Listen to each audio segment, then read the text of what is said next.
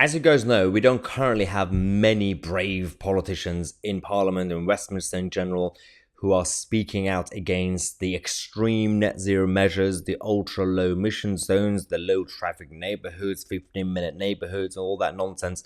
But there are a few left. One of them is Iain Duncan Smith. He's been very robust on China, on CCP, but also on these crazy net zero stuff.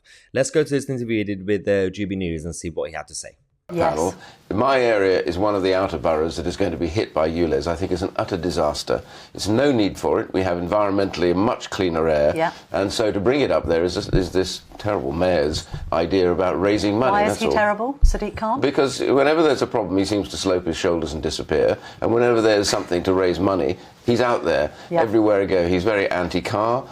He forgets that businesses need their cars and their vans to run their businesses. That is absolutely spot on. You don't really see much of Sadiq Khan when he's in trouble, when he has to be scrutinized. But every time there's some sort of victory, every time he needs to raise money, well, from the taxpayer, he's always out there with his PR team and his all the shebang and shenanigans. That's usually Sadiq Khan. They'll all go hit by this charge. Right now I've got constituents who are having to pay extra money just to cross the North Circular to go to their main hospital. All of this is a problem. If you're a person on your retirement, about to retire or having retired, you'll have bought your last car probably. Yeah. Now what's going to happen is progressively you're going to find yourself having to pay more money because the choice you made was there would be no ULEZ in your area. I think there was some... That's actually a good point, because one of the problems with the ULEZ or LTNs, all the other policies is it's primarily going to hit certain groups, whether it's the pensioners or the working classes, and it's usually governed by the middle classes, the upper middle classes, the champagne socialists who stand there in the middle of the road, blocking the road, saying, well, no, you're not allowed to drive, you have to walk.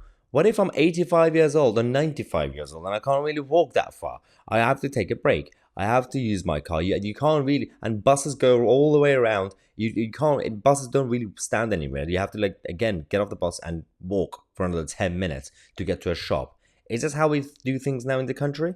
Research which suggested that any pay rise that public sector workers get, particularly nurses and others who do have to use their cars because they're working antisocial hours, will be wiped out by ULEZ. And people think it's a London-centric problem, but it isn't, because there'll be Sadiq Khans all over the country wanting to bring a ULEZ to a town near you. I know. That's actually a good point. This channel, and we've been focusing a lot on, when it comes to these policies, I try not to make it too London-centric. I try to find news stories that are happening in Essex, in the West Midlands, in Bristol, in Birmingham, Oxfordshire, other places in the country, because it's not really just a London problem. If you listen to the mainstream media, if you listen to even BBC and Sky, they're not even talking about it. But even if they do, they just talk about Greater London. They just talk about Sadiq Khan. It's not just about Sadiq Khan. It's all of them.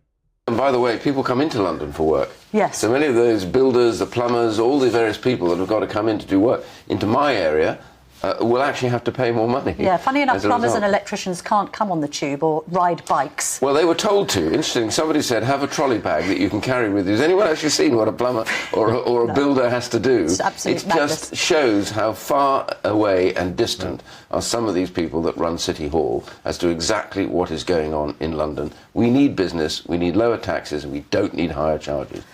That is absolutely spot on. As Iain Duncan Smith said, it's not really just about those in London or just outside. Even if you live outside, even if you live in somewhere that doesn't have LTNs or ULEZ or clean air zones or any of this nonsense, if your work will push you to go to a place like London or other places like Birmingham that has these measures, you are still being affected. You get to that place, you're like, well, I'm gonna have to go see a client, but no, you can't. You're gonna have to take your ladder and your paint and everything else on the tube or train or bus. You can't. That's not how things work. But the backlash has already started. Actually, today on this channel, we're going to give you some other updates on especially what's going on in Oxfordshire, because the fight back has already begun and people are sick and tired of listening to the middle class champagne socialists. Thank you so much for watching on Mahyar, Tousi, and we are the media.